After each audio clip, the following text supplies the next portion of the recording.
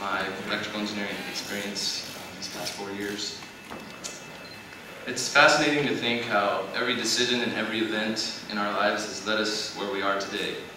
We could easily be somewhere else doing God knows what if any little event had been different. Last August, I found myself sitting on a bench at a local South Bend cemetery. It was a peaceful day, and I was the only one there. I don't know exactly how I ended up there, but that's where the events of the day directed me. I was sitting in front of a little girl's grave. I was thinking about how I had grown to know and love this beautiful little girl, yet I had never had the pleasure of meeting her. Her name is Adriana, and her grandmother, Leona Strickland, works in the electrical engineering office.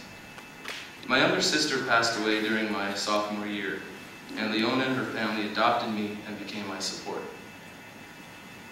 My family back home in New Mexico had also grown close to them. It's amazing how these two young girls, through their deaths 1,000 miles apart, brought together a love so strong between their families. This is what makes my Notre Dame experience so unique. Going off to campus was more than a trip to Meyer for me. That day it was a trip to the cemetery to have Adriana join me in singing happy birthday to my sister. I can't find the words to thank Leona and her family for all they have done for me, but I can say that I would not be standing here now if I had never met them. I would also not be here today, hours from receiving a Notre Dame degree, if it wasn't for the compassion and understanding that I received from our engineering department. Because of certain events in my college life, I've been able to see a side of our department that most students never notice. After my sister Janelle died, I thought it would be impossible to keep up with the rigorous EE curriculum. There were times where I'd go walking alone at 4 in the morning. There were days when I never got out of bed. I was depressed and my professors noticed it. I would have never thought that the faculty would play such a great role in my life. I'll never forget the time that I visited one professor to talk about how I could catch up in his class. He took more interest in how I was feeling than how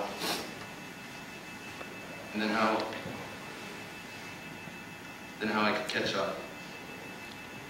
I'll never forget looking up at him, telling him my story, and seeing tears rolling down his face. He did listen and he did care. Thank you, Dr. Singh. I'll never forget the weekly counseling sessions that made my weeks livable. I attended counseling for an entire year, never missing a session. It worked me out of my depression and returned hope in my life. Without his recommendation to seek counseling, I would have never considered going. He noticed my sadness and grief and found the courage to recommend that I find help. Thank you, Dr. Hall. I'll never forget the patience my advisor, who semester after semester, patiently sit with me to adjust my class schedule to one that I could manage. He even went as far to teach a course to me over the summer that was no longer offered at the university, so that I could graduate on time.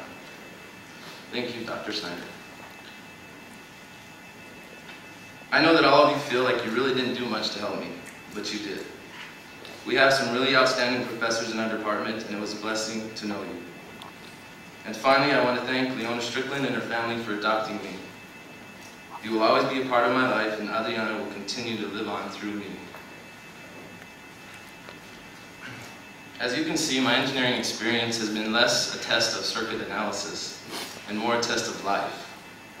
Although I realized the importance of studying and academics, I never let it take over my life.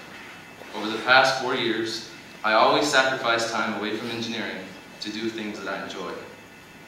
My passion seemed to lie outside of the lab, and since my sister's death, I learned that life is too short to waste all of your energy in things you really don't want to do. If you want to be happy, you have to save some of that energy for your passions. My sister always made that extra effort to pursue what she enjoyed. She died from a brain aneurysm her freshman year in college, and I thank God that she never let grades rule her life. There's no better consolation than to know that she died happy, and I think she did. So, my fellow double-E's, as you continue to pursue success in your lives, I want you to realize the shortness of life. Never forget to save energy for your passions. You are truly successful only when you are truly happy. I'd like to end with a quote. Don't ask me why, but it was in the front of the study book entitled Signals and Systems Made Ridiculously Simple. The author chose us to put this on the front page. This is Ralph Waldo Emerson's definition of success. To laugh often and much, to win the respect of intelligent people and the affection of children, to earn the appreciation of honest critics, and to endure the betrayal of false friends, to appreciate beauty, to find the best in others, to leave the world a bit better, whether by a healthy child, a garden patch, or a redeemed social condition. To know even one life has breathed easier because you have lived. This is to have succeeded. Thank you.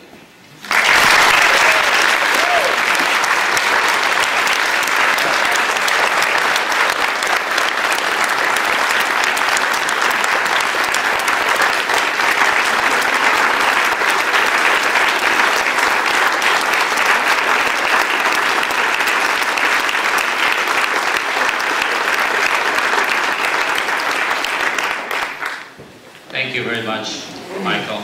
That's a very touching speech.